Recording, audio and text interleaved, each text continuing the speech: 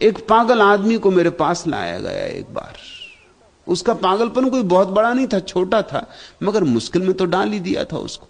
उसको यह भ्रांति हो गई थी कि एक मक्खी उसके भीतर घुस गई। वो मुंह खोल के सोता है तो एक मक्खी भीतर चली गई और वो भिन भिन उसके भीतर घूमती रहती, कभी सिर में, कभी पेट में, कभी हाथ में, कभी पैर में। और कुछ पागलपन नहीं था उसको, बाकी सब काम करता, सब करता, मगर ये एक झंझट थी उसको। काम करते करते बीच में पेट पकड़ के बैठ जाए कि पेट में, कि सिर पकड़ के बैठ जाए कि सिर में, अभी सिर में आ गई। उसको डॉक्टरों के पास ले जाया गया। उन्होंने सब तरह से उसकी परीक्षा की कि कहीं ऐसे कोई मक्खी घुसती है, और ऐसे मक्खी घुस भी जाए तो मर जाएगी, इसे कहां घूमती रहेगी। ऐसे कोई स्थान थोड़ी है कि सिर से चलेगी पेट में और पेट से चलेगी, कोई ऐसी सुरंगें थोड़ी है। मगर वो माने ना, वो कहे हम आपकी माने कि अपने अनुभव को माने। भन भन करती, आवाज साफ मालूम पड़ती, चलती फिरती मालूम होती, सरकती मालूम होती। उन्होंने कहा सब तो मैं वहम है, मगर वहम कहने से कोई वहम मिटता है। उसकी पत्नी थक गई, परेशान हो गई।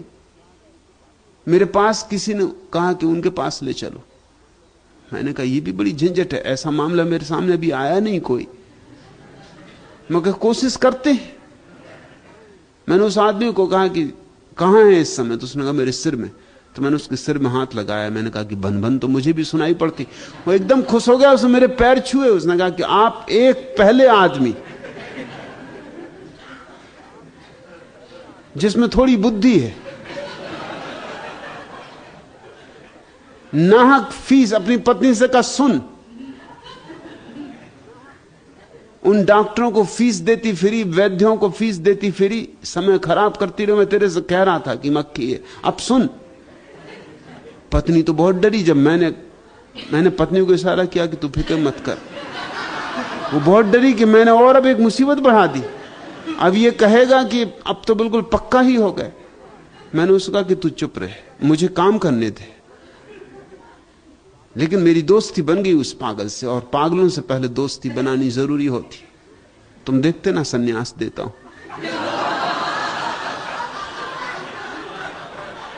इलाज के पहले दोस्ती बना लेनी जरूरी होती। मैंने उसको कहा तू बिस्तर पर लेट, जरा मक्खी को घूमने दे, सब तरफ मैं देखूं कहां है, कहां किस तरफ से निकाली जाए। आंख बंद कर दी उसके आंख पे एक टॉवेल उड़ा दिया, और मैंने कहा कि तू शांति से लेट कर देखता रहे कहां है, और जब भी मैं पूछूं तो बताना कि यहां है, इस वक्त यहां है, इस वक्त यहां। वो बड़ा खुश हुआ, पहली दफा किसी ने उसको स्वीकार किया। उसका चित्त शांत हुआ। मैं भागा घर में कि कहीं से एक मक्खी पकड़ूं, क्योंकि जब तक उसके सामने मक्खी ना पकड़ी जाए तब तक वो मानेगा नहीं, मानने वाला आदमी नहीं है। बामुश्किल एक मक्खी पकड़ पाया। मक्खी को एक बोतल में बंद करके उसके पास बैठा, उससे पूछा आप कहां हैं, आप कहां, आप कहां। जब उसने कहा कि बिल्कुल इस वक्त गले के पास है, मैंने कहा तू अपना मुंह खोल और जोर से हवा को बाहर फेंक। उसने बड़े जोर से हवा को बाहर फेंका। मैंने कहा पकड़ी गई। उसकी आंख से पर्दा उठाया, कहा कि देखिए मक्खी। उसने कहा ये बोतल मुझे दो, अब मैं उन सब नालायकों को जाकर दिखाऊंगा। जिंदा मक्खी चलेगी नहीं तो क्या होगा, मगर उसकी भीतर की मक्खी खत्म हो गई।